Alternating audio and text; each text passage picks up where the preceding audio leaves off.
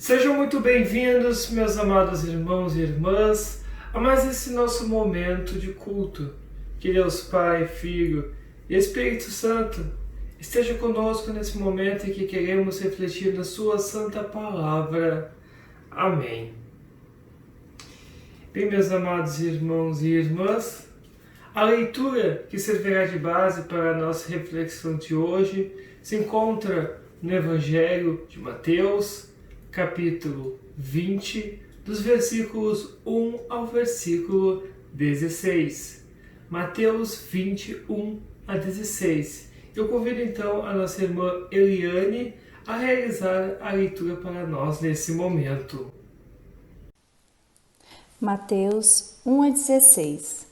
Jesus disse: O reino do céu é como o dono de uma plantação de uvas, que saiu de manhã bem cedo para contratar trabalhadores para a sua plantação. Ele combinou com eles o salário de costume, isso é, 1 moeda de prata por dia, e mandou que fossem trabalhar na sua plantação.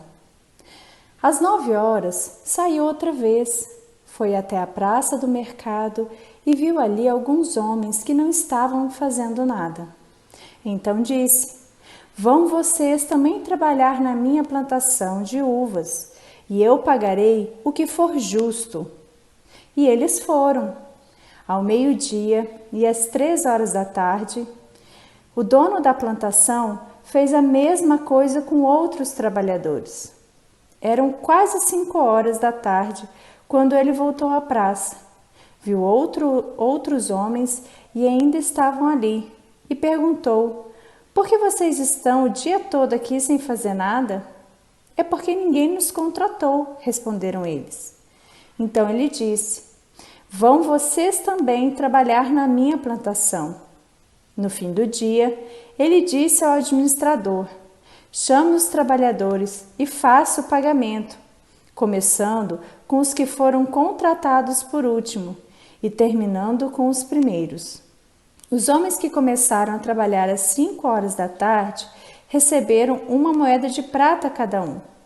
Então, os primeiros que tinham sido contratados pensaram que iam receber mais. Porém, eles também receberam 1 moeda de prata cada um.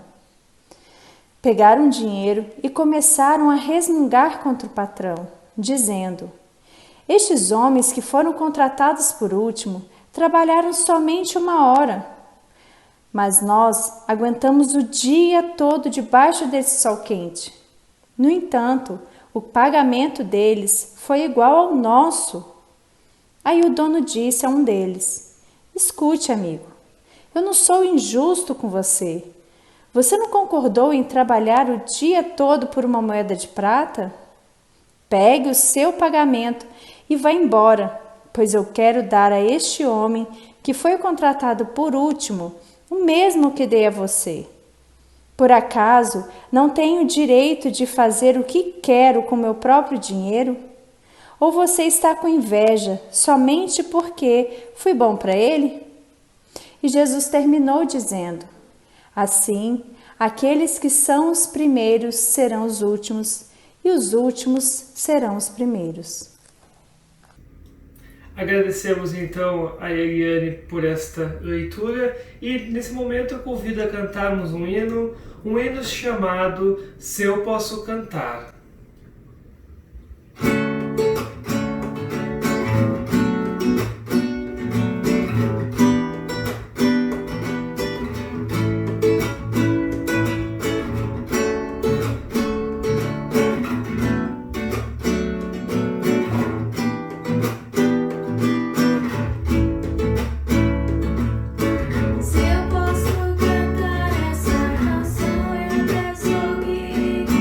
Posso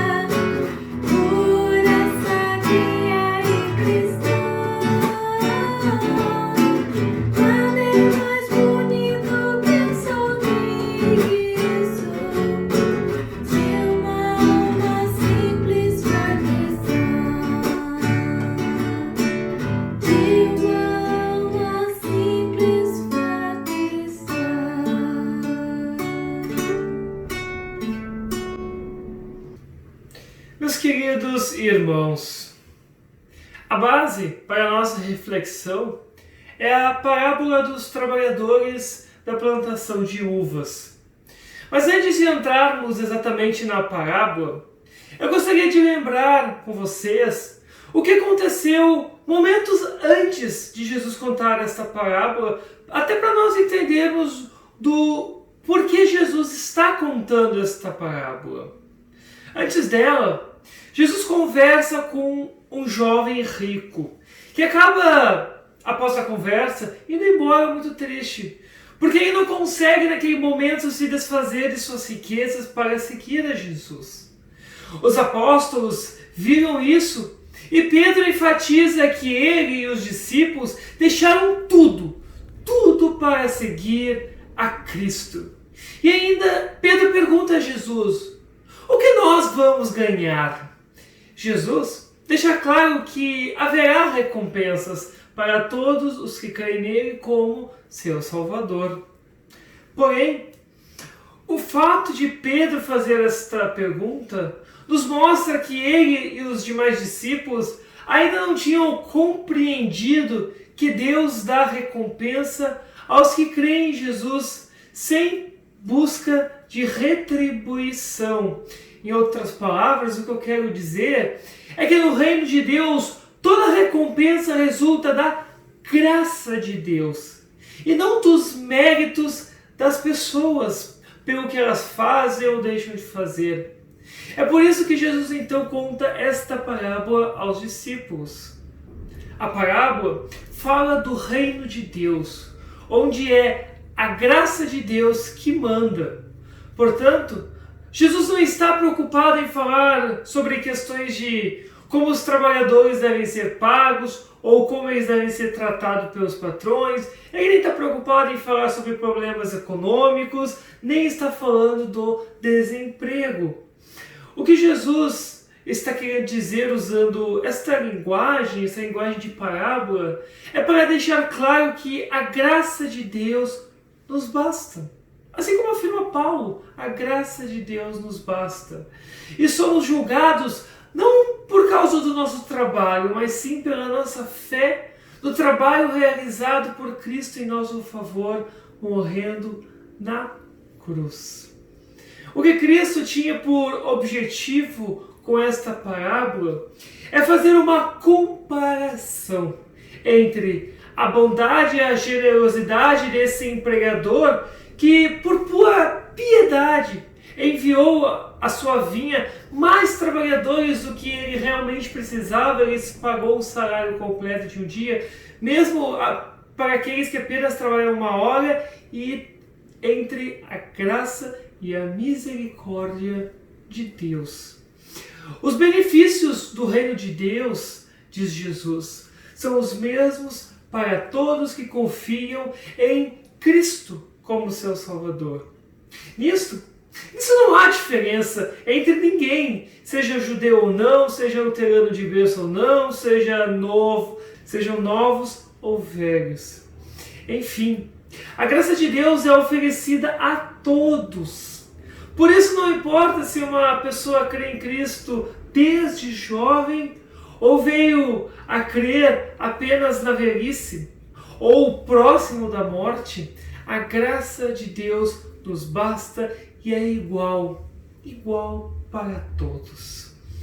O tratamento que Deus dará àqueles que creem enquanto jovens ou velhos, perto ou longe da morte, é o mesmo, pois Deus não nos dá recompensa pelo que fazemos, mas sim pelo que cremos. Pois se Deus nos desse o que realmente nós merecêssemos, o nosso salário, bem, a própria Escritura nos conta, seria a morte. Afinal, somos pecadores separados de Deus, e o salário do pecado é a morte. Porém, Deus age através da sua graça. A nossa recompensa é a salvação e a vida eterna, por causa do que Cristo fez por nós, morrendo e ressuscitando, para que obtivéssemos de graça a salvação.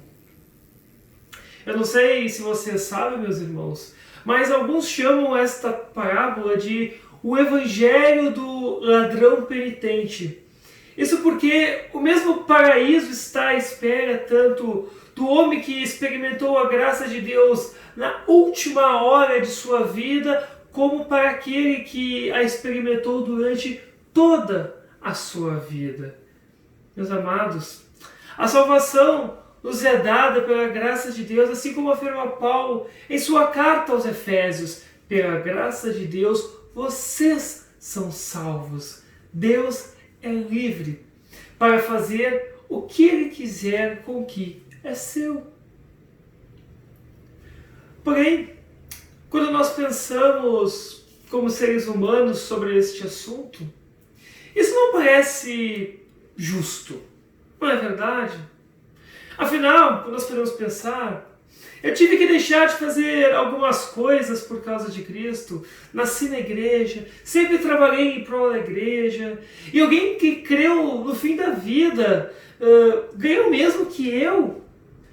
Se isso passa pela nossa cabeça, meus amados, nós estamos pensando completamente de forma equivocada e de forma errada.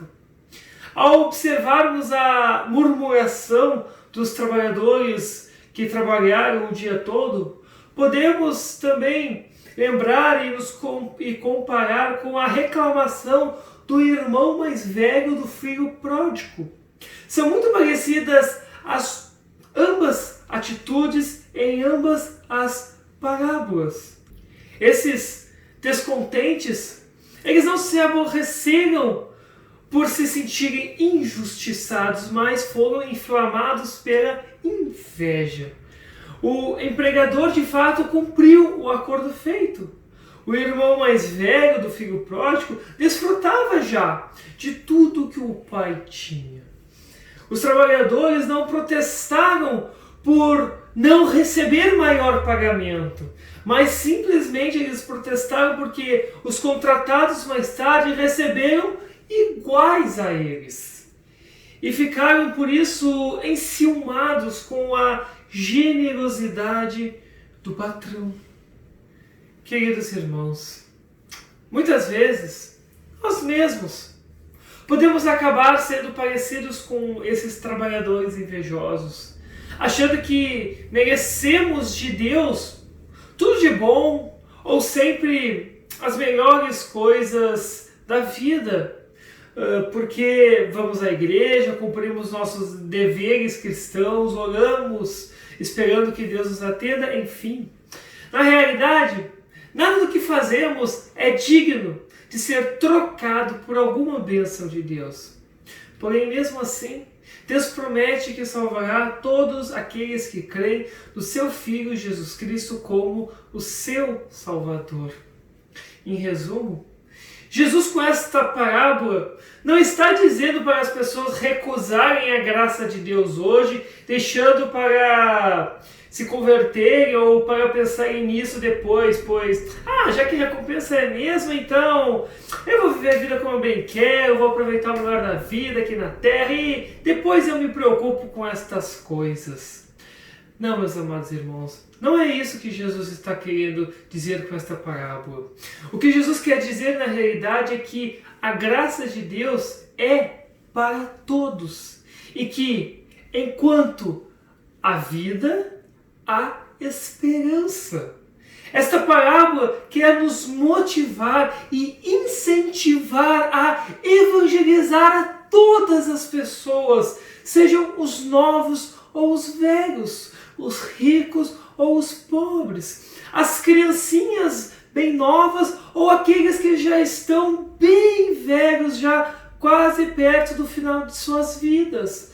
Porque a graça de Deus é para toda a humanidade, independente de quem seja, independente do que fez ou deixou de fazer na vida, independente da idade da pessoa, é da vontade de Deus que todos sejam salvos. Não importa se isso acontecer na juventude ou na velhice, mas o que importa é que Deus quer conceder a nós a vida eterna. Por isso, podemos deixar tudo de lado, não como se fôssemos trocar algo com Deus, mas confiando que em Cristo temos o maior tesouro de todos, que é o perdão, a salvação e a vida eterna. É por isso que não precisamos ter inveja ou achar que é injusto que alguém como o ladrão que morreu ao lado de Cristo na cruz receba a mesma recompensa que alguém que viveu toda a sua vida crendo em Jesus. Não olhemos com inveja ou desdém um recém-convertido, mas com amor e felicidade em nosso coração, porque ele também, assim como nós, está recebendo a graça de Deus, recebendo o tesouro incorruptível, que é a vida eterna com Cristo no céu. Portanto, com esta parábola, Cristo quer deixar claro aos apóstolos e também para todos nós, meus irmãos, que Deus olha para todos com os mesmos olhos, oferecendo de graça a vida eterna, não por causa dos nossos méritos, mas sim por amor. Assim como Paulo afirma, pela graça de Deus, vocês são salvos. Que Deus Pai, Filho e Espírito Santo guarde essas palavras em nossa mente e no nosso coração. Amém. Bem, meus queridos e amados irmãos, eu gostaria nesse momento a convidar a cantarmos um hino chamado Meu Amado Irmão.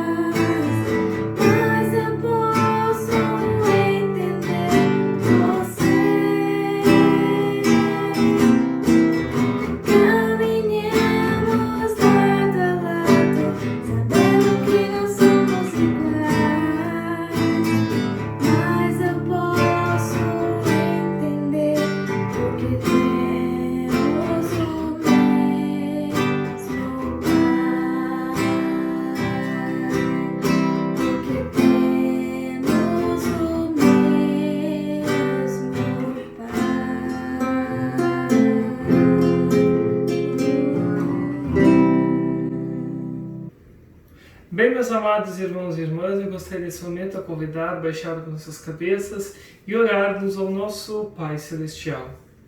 Querido Deus e Pai, muito obrigado, Senhor, por diariamente estar cuidando de cada um de nós. Obrigado por ser este nosso Pai tão amoroso e generoso, que dia a dia está cuidando e nos protegendo de tantos perigos que estão ao nosso redor. Pai, pedimos que continue nos protegendo, pois Tu sabes que O diabo, com seus anjos, está ao nosso redor, só esperando um momento de nossas fragilidades para nos atacar e nos derrubar da fé. Nos dê força para enfrentar as suas tentações, nos dê força para enfrentarmos tudo que vier sobre nós. Também, ó Pai, nos proteja de todos esses perigos que nos rondam. Principalmente, Senhor, esse vírus que anda atacando a tantas pessoas. Pedimos que nos proteja, se for assim, da Tua santa vontade. Impeça que adoecemos por causa dele. E se por Tua vontade adoecermos, que possamos restabelecer nossa saúde, que possamos ser curados desse vírus. Abençoe aos médicos, aos enfermeiros e aos técnicos que estão à frente de combate, ajudando as pessoas a se recuperarem. Também ajude e dê sabedoria aos cientistas que estão em busca de uma vacina que seja eficaz contra este vírus e que não cause muitos efeitos colaterais. Senhor Deus e querido Pai, e sobre aqueles que o Senhor chamaste para estar ao teu lado, pedimos que abençoe a família que ficou, abençoe as pessoas que estão enlutadas, console através do teu Santo Espírito todas as famílias que perderam algum ente querido ou algum amigo precioso.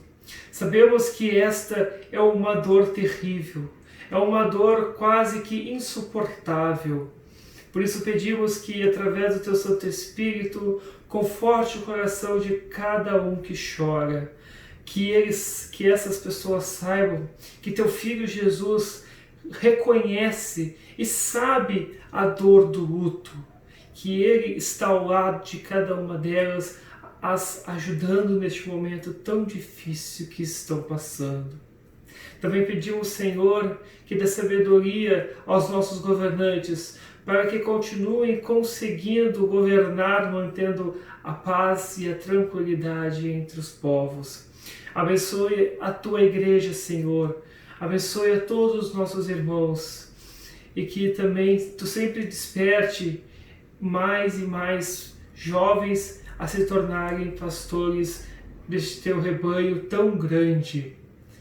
Pedimos isso em nome e por amor de nosso Senhor e Salvador Jesus Cristo. Amém. Também queremos orar nesse momento a oração do Pai Nosso. Pai nosso que estás nos céus, santificado seja o teu nome. Venha o teu reino. Seja feita a tua vontade, assim na terra como no céu. O pão nosso de cada dia nos dá hoje, e perdoa-nos as nossas dívidas, assim como nós também perdoamos aos nossos devedores. E não nos deixes cair em tentação, mas livra-nos do mal, pois teu é o reino, o poder e a glória para sempre. Amém. Bem, meus amados irmãos e irmãs, receba a bênção do Senhor. O Senhor te abençoe e te guarde. O Senhor faça resplandecer o seu rosto sobre ti e tenha misericórdia de ti. O Senhor sobre ti levante o seu rosto e te dê a paz. Amém. Bem, meus queridos, chegamos ao fim de mais um momento de culto. Agradeço novamente esta oportunidade de estar aí com você, levando este momento de reflexão na palavra de nosso Deus e Pai. Convido a todos continuarem nos seguindo nas redes sociais para que continuem recebendo então esta devoção, também o culto, para que possamos sempre levar um pouquinho da palavra de Deus aos seus lares por conta desta pandemia que estamos sofrendo. Continuarei orando para que Deus os abençoe, os guarde e que, se assim for da sua santa vontade, que logo possamos sair desta pandemia e recomeçar a nossa vida novamente. E recomeçar a nossa vida ao lado de nossos amigos, de nossos irmãos, de nossos parentes, podendo-os novamente abraçar e beijar. Que Deus abençoe a todos vocês hoje e sempre. Amém.